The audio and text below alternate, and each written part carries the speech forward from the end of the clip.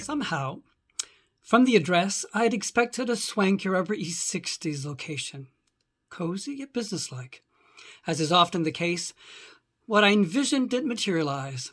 When I turned the corner and noted the addresses, my disappointment was palpable.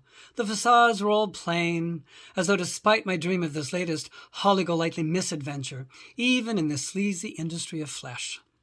When I entered the downstairs hallway, I was hoping the address was a mistake, but there was the mailbox with said name to apartment 2S. Did I bother going up those stairs? The hall reeked of urine, and I feared the worst, so I walked outside to verify that the address was indeed correct, hoping that once outside, in fresher air, I might gain some self-respect and walk away before I regretted my actions. But the prospect of an exploit, to say nothing of making a quick buck, was too juicy to resist. Back in I went, and held my breath until I got to the second landing. There was apartment 2S. I could only imagine the creep on the other side of the people, my worst terror. A nasty dog or a crazy person or both, ready to attack me, was no longer far-fetched. I swallowed hard, grateful that I'd taken Valium to ease my confidence, if not my conscience. I ran the buzzer. I made sure my face was full on for the best possible effect through that fisheye view of me. The lock unlatched.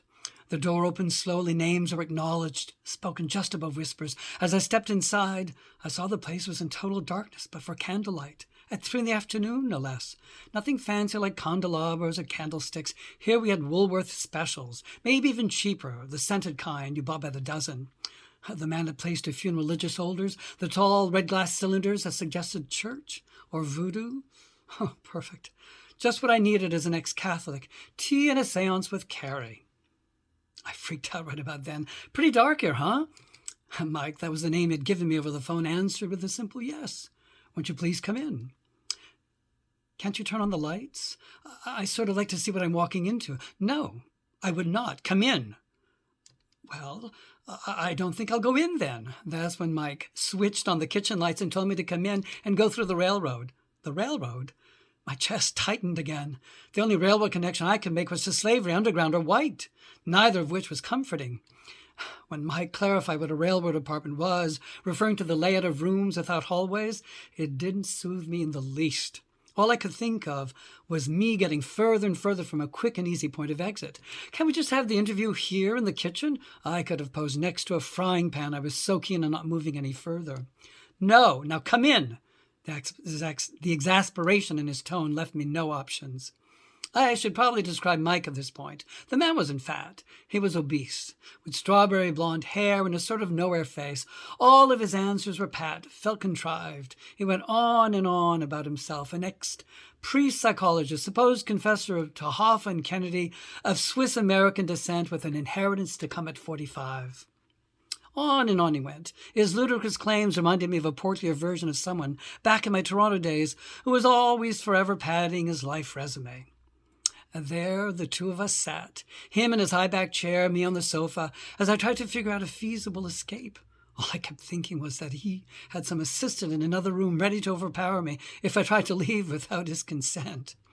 After finishing the last few touches on his lengthy biography, Mike began to ask me about mine.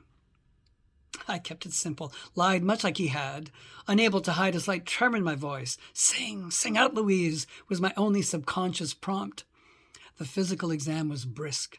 I stripped while he checked me out, first sideways, backside, then front. When he had my cock in his hands, and I was obviously not going to get aroused for him, I made some lame excuse that it had less to do with him and all to do with the nervousness of the interview. I got dressed without being asked. When it came time to fill out one of his employee cards, I bucked. By then, I'd reconsidered and wanted nothing of his silly enterprise. The business proposition was just as illegal now as it had been when I'd called him up, and his connection to a larger outfit was never out of mind. The fear of being pulled into something I couldn't easily be let out of weighed heavily upon me.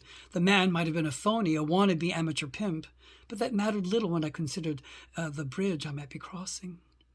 Mike talked about all the young men in his stable, how any of them could and would service him on command. Hey, more power to you, I thought. I might have been inclined to succumb to his hard sell had I been hungrier, more destitute. Maybe then I would have jumped to get onto his payroll, get going on whatever system of tricking he had in place. But all I wanted now was to leave without pissing off Big Mike. That's when I heard the footsteps, when I truly panicked, fearing muscle men at the ready to help me reconsider my immediate life plans. Mike began, "I should warn you, that my roommate's going to be dressed in white. Oh, God, marathon man." That's because he's an orderly in a hospital. I couldn't tell if Mike said this because he saw how distrustful I was or just to help get my defenses down. The roommate walked in, introductions were made, and that's when I earned my Oscar nod. I started up a conversation with both of them about the difficulties of moving to the big city and the struggles to survive, talking and talking, asking questions as though I hadn't really grasped what the Village Voice ad was all about. Like one of those fast-talking dames with snappy lines from old Hollywood days, I was pleasant and polite, ever so hyper, as I essentially bolted out of there walking backwards. I'm sure I scared the Doberman. I was laughing, practically peeing in my pants from the adrenaline shooting through my body, ecstatic to make my way to the subway in one piece, my legs weak and wobbly, but wanting to do a jig at the same time. What had that been all about? Yes, the orderly roommate seemed legit, but he could just as easily have been the enforcer for whatever racket they had going on. Had I been in any real danger? If they were running an escort service, then surely they wouldn't have been beyond a little inducement when they thought the incentive necessary. I would never know.